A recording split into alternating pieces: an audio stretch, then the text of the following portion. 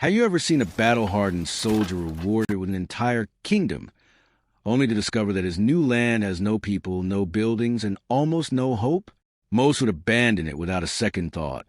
But one man decides to build a future from absolutely nothing. This is the incredible journey of a warrior who must become a lord. Before we begin, don't forget to like the video and subscribe to the channel. Let's get started.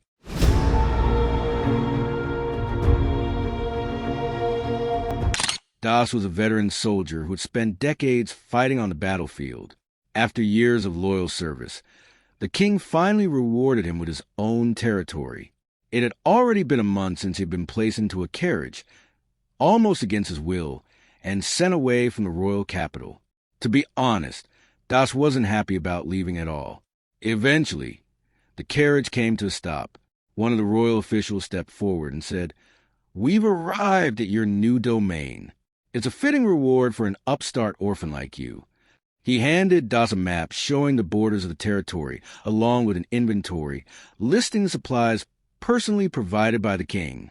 The official continued, "This grassland is called Nezros. From today onward, you shall be known as Das Nezros." Das simply stared at him with a blank expression. Once the official left, there was nothing else for him to do, so he began walking across his new land. As he wandered through the endless grasslands, he remembered the day the king had granted him this territory as a reward for all his achievements during the war. The truth was, Das had no idea what it actually meant to be a lord. From the little he had been told, a lord's duty was simple: live within the domain, protect the people under his rule, and collect taxes for the king. He continued walking for hours. Yet no matter how far he went, he couldn't find a single person. There wasn't even a tree anywhere in sight. Finally, he sat beside a small stream to rest. As he drank the crystal-clear water, a faint smile appeared on his face. After spending so many years on the battlefield drinking muddy water, something as simple as clean water now felt like a luxury. When night finally arrived, Das made up his mind. "I'll give this place my best effort," he told himself. "But if everything still looks hopeless after 2 more days, I'll leave before I end up dying out here." If that happened, he planned to find a nearby village and make himself useful however he could. After all, he still wanted to honor the final wishes of his parents. With that thought, Das lay down on open grass and fell asleep. The next morning, someone suddenly kicked him awake.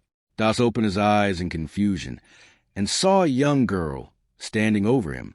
Before he even had time to understand what was happening, she demanded, "Who are you, and what are you doing here?" Das calmly replied, "My name is Das, and I was sleeping." The girl stared at him in disbelief. "Are you an idiot?" she asked.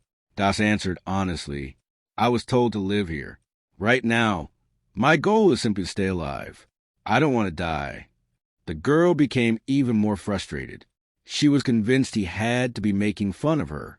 But Das remained completely serious. "I want to fulfill my parents' dying wishes," he explained. "My mother wanted me to become someone useful to others, and my father wanted me to protect people whenever I could." The moment he finished speaking, the horn growing from the girl's forehead suddenly began glowing with a faint blue light. She blinked in surprise. "Why aren't you lying?" she asked. Das looked confused. "I don't have any reason to lie." As soon as he answered, the horn glowed blue once again. She immediately asked another question. "Are you my enemy or my ally?" Das hesitated. After all, they had only just met. Growing impatient, she repeated, "Answer me." At that moment, Das suddenly remembered something important. This was his territory. If that was true, then this girl must be one of the people living in his domain. There was no reason not to stand beside her, so he answered without hesitation, "I'm your ally. No matter what enemy appears, I'll protect you." The instant those words left his mouth, the blue light from her horn became brighter than ever. The glow was so intense that Das had to shield his eyes. Before he could ask what had happened, the girl grabbed her by the arm and started dragging him away. She took him straight to her village to meet the chieftain. As they entered the village, everyone stared suspiciously at the unfamiliar man. Meanwhile, Das couldn't stop wondering about something else. He had spent the entire previous day wandering across these plains. So how had he completely failed to notice an entire village? Soon, they arrived before the village chieftain. She immediately asked the girl, "Did your horn glow red at any point?" The girl shook her head. "No, it stayed blue the entire time." She continued, "And when I asked whether he was my ally, the blue light became even brighter after he answered yes." Curious, the chieftain turned toward Das. "If you're Alma's ally, would you also become mine?" Without taking even a second to think, Das replied, "Of course. Everyone here is under my protection. The king sent me here to protect the people living in this land." The moment he mentioned the king, Alma instantly drew her bow and aimed it directly at him. Before anything could happen, however, the chieftain calmly raised her hand. "Don't be hasty." Then she introduced herself. "My name is Mo. I'm the chieftain of this village." She looked directly at Das. "Start from the beginning. Tell me exactly how the king ended up sending you here." Das nodded. Then he began telling them about his past. His earliest memories were of living happily with his parents. His mother always told him, "Do work that will be useful to other people." His father always said, "Become a man who protects the weak." Those became the last words they ever spoke to him. When Das was only 10 years old, both his parents died during a terrible epidemic. After losing them, Das gathered together other children who had also become orphans. To survive, they earned money by cleaning the town and accepting rewards for hunting weak monsters. Throughout those difficult years, Das always tried to live according to the promises he had made to his parents. When he turned 15, war broke out. Without hesitation, he volunteered to fight, so he could protect the people important to him. Years passed. During the war, Das discovered he possessed an extraordinary talent for battle. He fought continuously for the next 20 years. Finally, the war came to an end. As a reward for everything he had accomplished, the king granted him this domain. After hearing his story, Mo quietly nodded. She believed Das truly wanted to protect others. Still, there was one final question she wanted answered.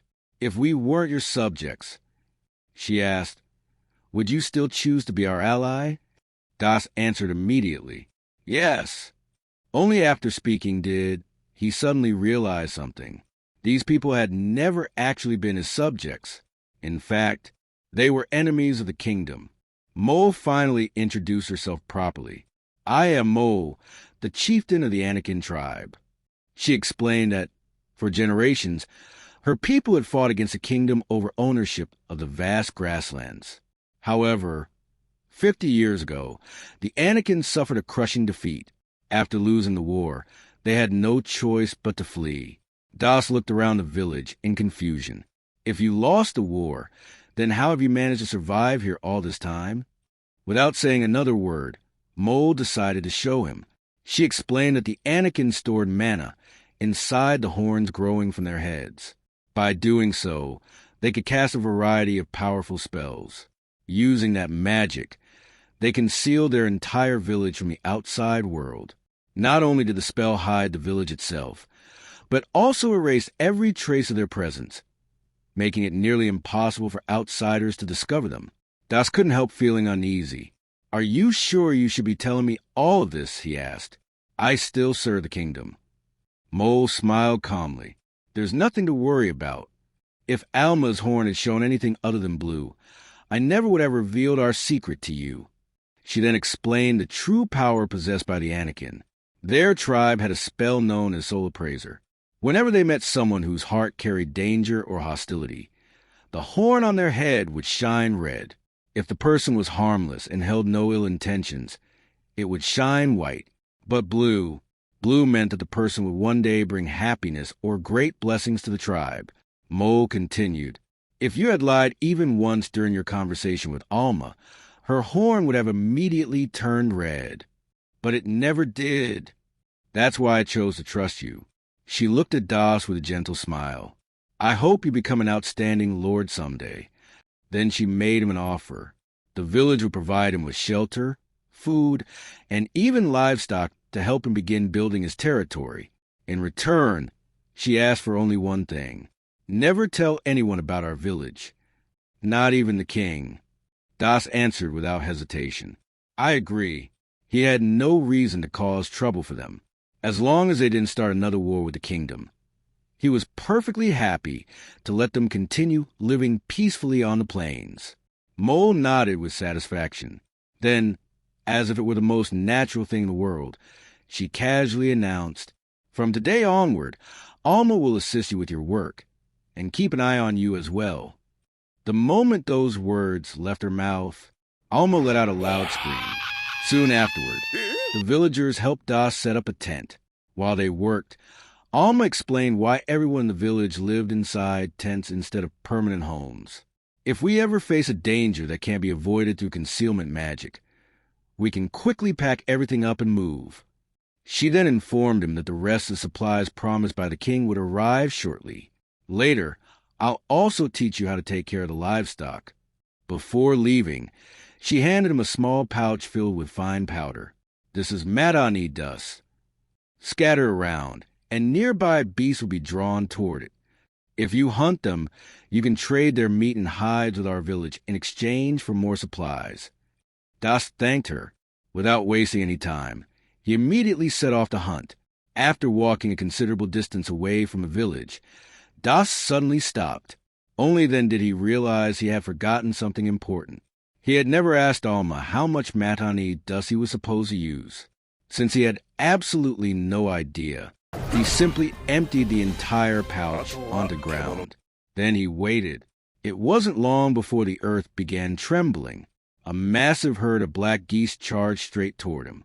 Rather than panicking, Das smiled. His instincts, sharpened by decades of war, took over instantly. Gripping his battle axe tightly, he rushed forward without hesitation. His axe swung with overwhelming force. One beast after another fell before him. By the time the battle ended, nearly half of the herd lay dead. Das looked around with satisfaction. Then another problem suddenly crossed his mind. There was no way he could carry all of them back by himself. By the time the sun began setting, Das slowly made his way back toward the village. Resting across his shoulders was only a single black G. He sighed quietly. After defeating so many of them, bringing back only one felt disappointing. He was already imagining Alma making fun of him again. But when he finally arrived, her reaction was completely different. Her eyes widened in surprise. "You hunted a black G on your very first trip?" Das answered casually. "Actually, this wasn't the only one. I defeated nearly half the herd. I just couldn't carry the others back." The moment Alma heard those words, she immediately turned and sprinted toward the village. She quickly gathered several villagers so they could retrieve the remaining black geese before anything else reached them. After learning what had happened, Mole walked over to congratulate Das. She smiled proudly. "You're incredibly strong and superbly manly." Das blinked in confusion. "Manly?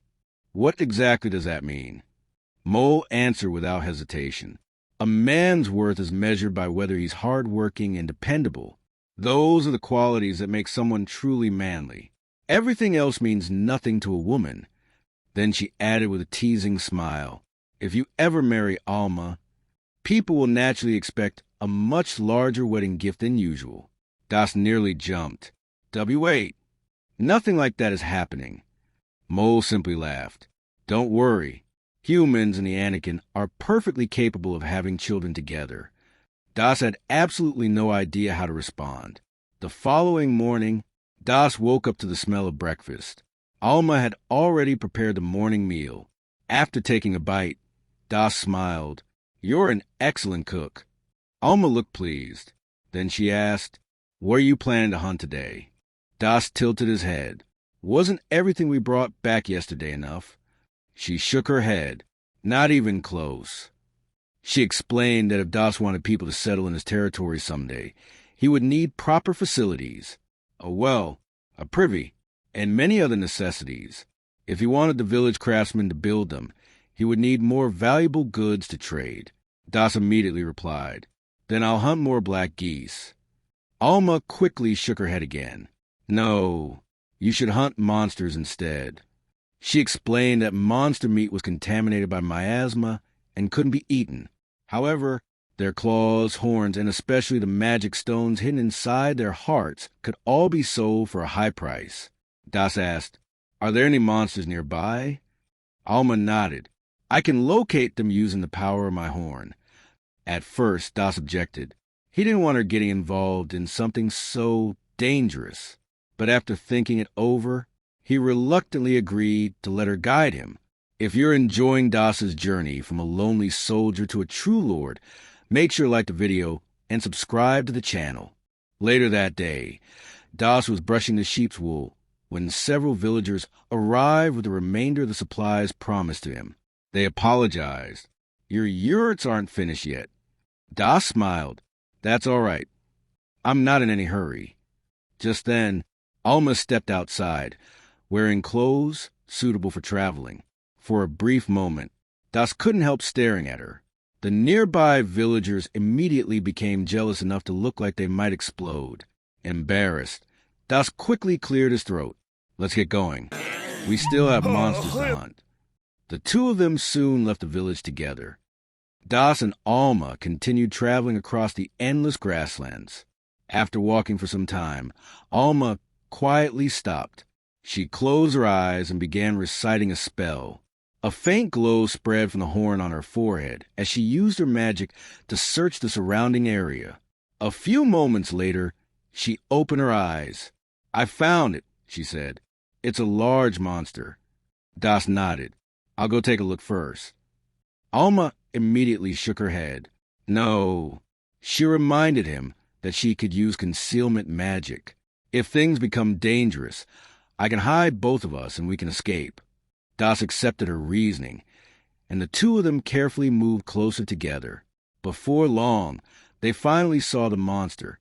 At first glance, it looked like a giant turtle, but after getting a better look, they realized it wasn't a turtle at all.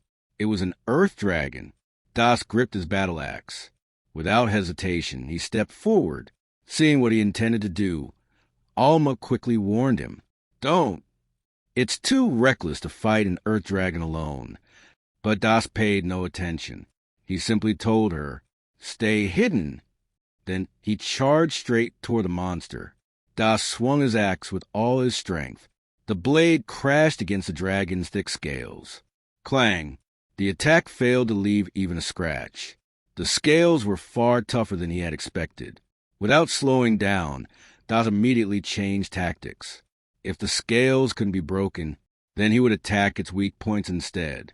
However, the earth dragon quickly curled its massive body, covering every vulnerable area. Alma called out once again, "Das!" Taking on an earth dragon is too dangerous.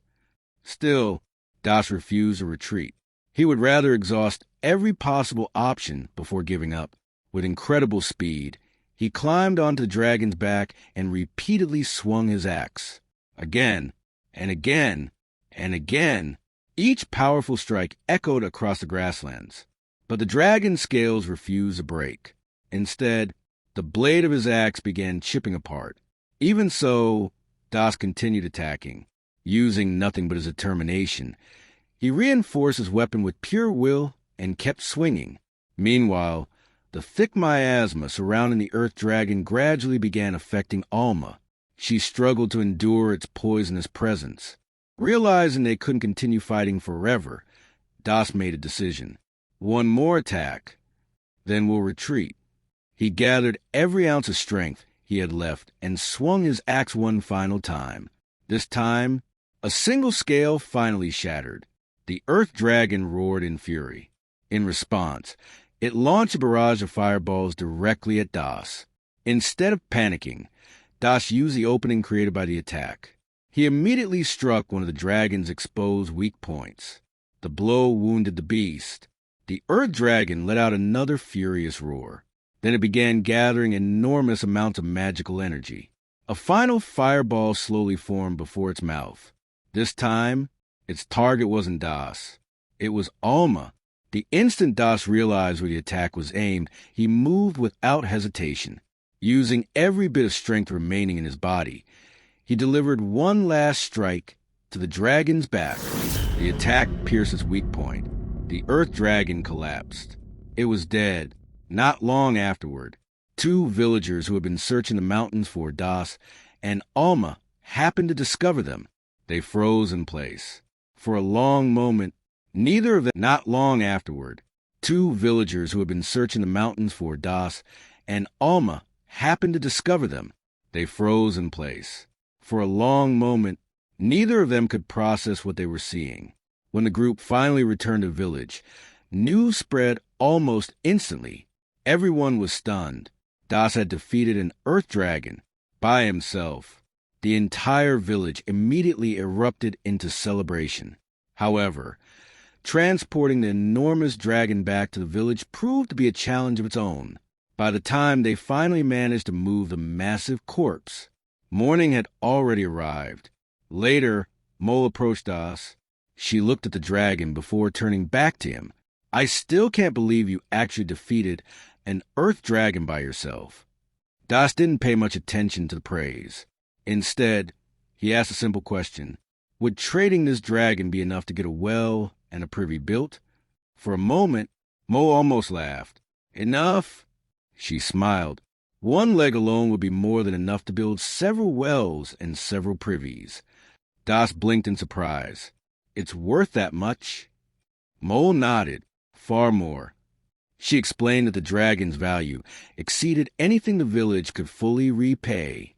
The most they could offer in exchange was butchering the dragon for him, building his well and privy, providing yurt materials, food supplies, medicinal herbs, and even constructing a separate storage yurt to keep the remaining materials. Das smiled gratefully. Thank you.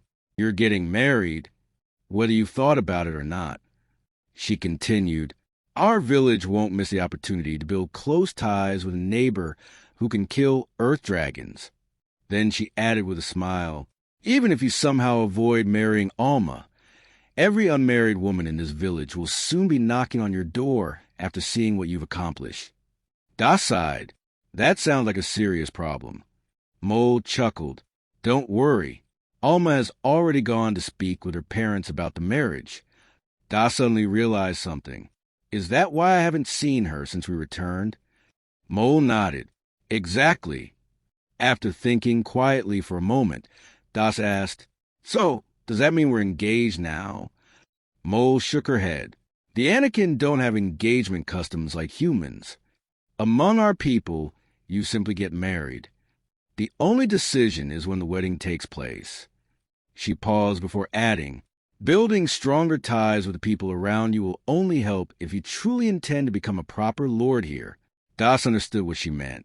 Still, everything was happening far faster than he had expected. I appreciate your concern, he said, but why are you so invested in my future? Mole gave him a straightforward answer. Because if something happens to you, we have no idea what kind of lord might replace you. I'd rather not take that risk. With those words, she left to attend to her duties. Later, Das overheard several villagers talking about Alma. They mentioned how much she had already accomplished despite being so young. Curious, Das approached them. How old is Alma? One of the villagers answered with a smile. She just turned 15. She's only recently become old enough to marry. Another villager laughed. And she already managed to catch someone as remarkable as you. The moment Das heard her age, he froze. He couldn't believe it. He was already 35 years old enough to be her father. Back in the kingdom, marriage wasn't even allowed until someone reached 18. Das immediately came up with a plan. They could remain engaged for the next 3 years. During that time, he would focus on becoming a true lord. Hopefully, by the end of those 3 years, he would also find the resolve to become a proper husband. Just then, Alma happily called out to him, Our wedding has already been arranged. She smiled brightly before asking, What would you like for breakfast tomorrow morning? Das smiled awkwardly. Anything you make will be fine. Soon afterward, the villagers began congratulating him on his marriage. Das hurriedly tried to correct them. "We're only engaged. We're not married yet." The villagers simply laughed. "Don't be so shy." Sometime after the celebration, the well and the privy that Das had traded the dragon materials for were finally completed. With those important tasks finished, life gradually returned to normal. Das spent his days working hard around his small domain.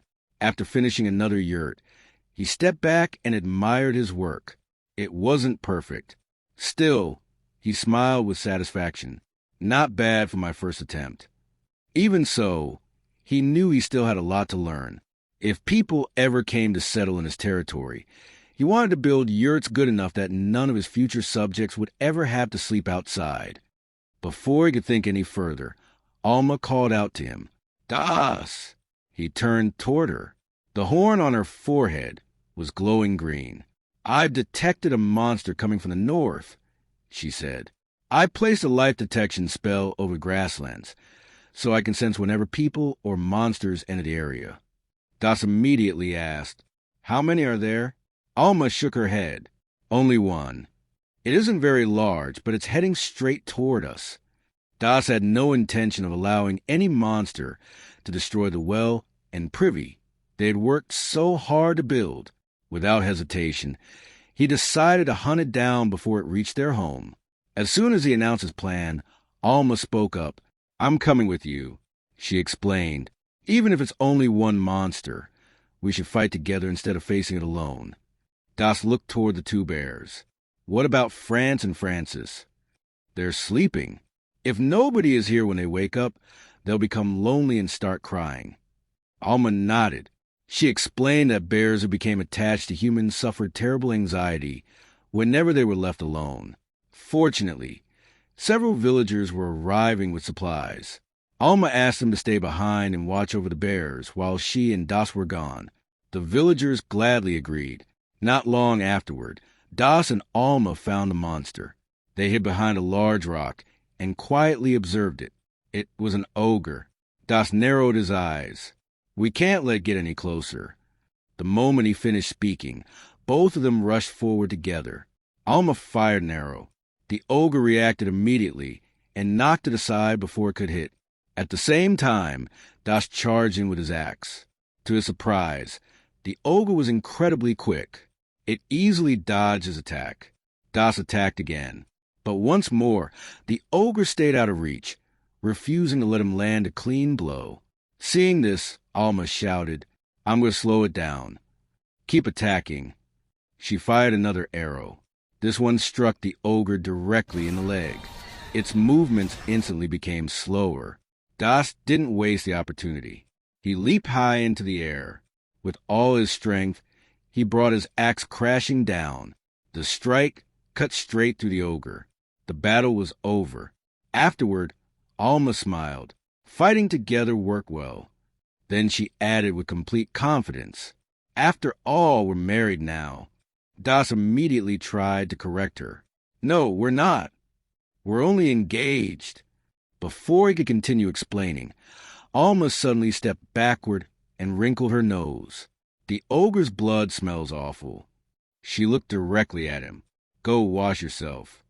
I'm not letting you inside the yurt while you smell like that." Das realized there was no point arguing. Quietly, he did exactly as she said. As evening approached, Das was still trying to wash away the horrible smell of the ogre's blood. No matter how much he scrubbed, the smell seemed impossible to remove. Just then, Alma called out excitedly, "Das!" He turned toward her. "They're pregnant." The moment he heard those words, Das shouted with happiness. He hurried over to France. Smiling from ear to ear, he gently patted her. "I can't believe she became pregnant so quickly." Watching this, Francis immediately became jealous. He started making noises, demanding attention. Das laughed and patted Francis as well. Alma then explained that the news wasn't entirely good. She told Das that bears were extremely intelligent animals. They could fully understand human language. They willingly allowed themselves to be domesticated because living alongside humans was much safer. However, their intelligence also made them far more vulnerable to fear and emotional stress. This became especially dangerous during pregnancy. Sometimes their fear became so overwhelming that it could even cost them their lives. To keep them calm until the cubs were born, the strongest person nearby had to remain close and reassure them. Because of that, France and Francis would have to stay inside the yurt together with them. It would become crowded, it would become messy, and it would certainly become smelly.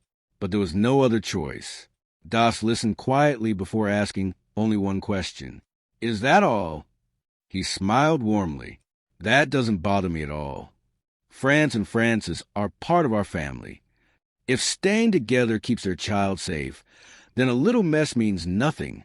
Hearing those words, Alma's eyes filled with tears. She smiled gently. "You're not only manly, you're incredibly kind." Just then, the horn on Alma's forehead suddenly glowed green once again. Das immediately became alert. "Is someone coming?" Alma nodded. "People are approaching from the east. They feel like humans." Das decided to meet them himself. Before leaving, he looked toward Alma. "Hide yourself. Use your concealment magic on yourself and the bears. I'll be fine." Without waiting another moment, he sprinted toward the approaching group. As he ran, Das considered the possibilities. Were they allies or enemies? If they were hostile and carrying bows, allowing them to attack first would be dangerous. He decided to close the distance before they had the chance. Then, one of the approaching men suddenly recognized him. "Das!" Das stopped. A smile spread across his face. It was Klaus, one of his old comrades from the war. Klaus greeted him warmly. Das smiled back. "I'm glad to see you're safe." He then asked, "What brings you all the way out here?" Klaus answered, "I was ordered to serve as both a scout and an escort." He then revealed who had truly come to see Das. "The third princess of the kingdom wishes to meet you." Klaus looked exhausted after the long journey. "Could you take us to your manor?" "Everyone's tired after traveling for more than half a month." Das quietly nodded. Then he led them back toward his home. Before long, Das led the group back to his home. Once they arrived, the young woman stepped forward and introduced herself. "I am Diane, the third princess of the kingdom." Das was surprised that someone of her status had traveled such a long distance just to meet him. Diane looked around in confusion. She couldn't see a manor. There were no servants, no guards, nothing that resembled the estate of a lord. She looked back at Das. "Is your manor still being built?" Das answered honestly, "I don't have a manor, and I don't have any servants either." He pointed toward the yurt standing nearby. "This is everything I own. It may not look impressive, but I built it myself." Diane stared at him. "What happened to craftsman?" "I thought the king rewarded you with enough money to establish your territory." Das shook his head. "The king never gave me a single copper coin." Diane could hardly believe what she was hearing. Das continued, "I was abandoned here without food or water. Honestly, I thought I was going to die." Not wanting to dwell on the subject any longer, Das asked, "So, why did you come all this way?" Diane finally explained her purpose. "The kingdom is on the verge of another war." She told him that more and more people in the royal capital were demanding another military campaign. Because of that, she had come to ask for his help. As payment, she even offered to marry him herself. Das rejected the offer immediately. "I refuse." Diane looked surprised. Das explained, "There's no way I'm leaving France behind while she's pregnant." Diane tried once more. "What if I offer an even greater reward?" Das's answer didn't change. "I still refuse." He looked directly at the group. "If that's all you came to discuss, you're free to leave." One of Diane's bodyguards suddenly lost his temper. He couldn't tolerate watching a commoner reject and embarrass the princess. Filled with anger, he drew his sword. Before he could even attack, Das moved.